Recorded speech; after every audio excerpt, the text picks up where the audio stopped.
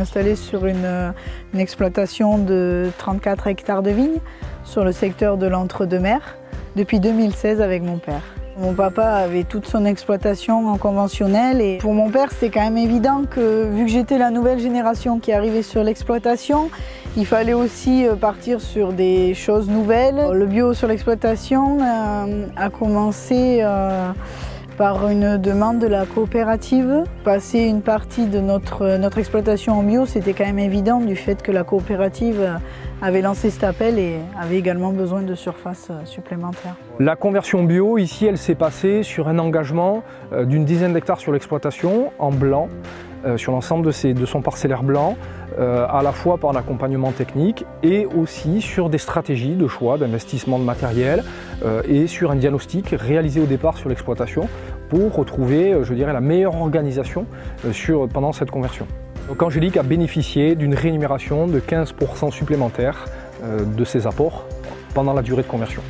Aujourd'hui, si je me suis lancée justement dans le bio, c'est parce que j'étais en coopérative, j'ai eu un accompagnement, j'ai été rassurée de suite. Aujourd'hui, l'accompagnement pour la conversion bio se fait avec les techniciens de la cave.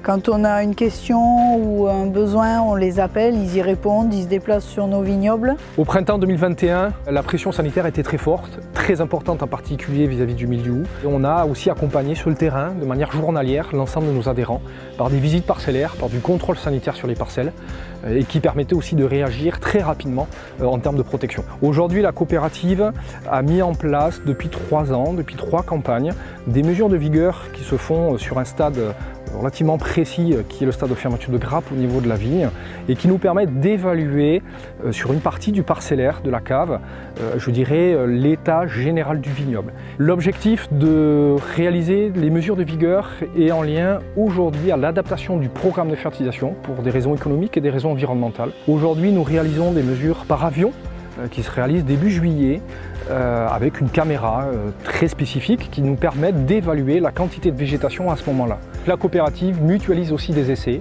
sur l'implantation de nouveaux cépages, comme les cépages résistants aux maladies, les cépages aussi ayant des capacités de résistance à la sécheresse de plus en plus importantes. Le marché nous demande toujours des vins plus respectueux de l'environnement, donc j'aurai toujours besoin de ma coop pour m'aider à progresser.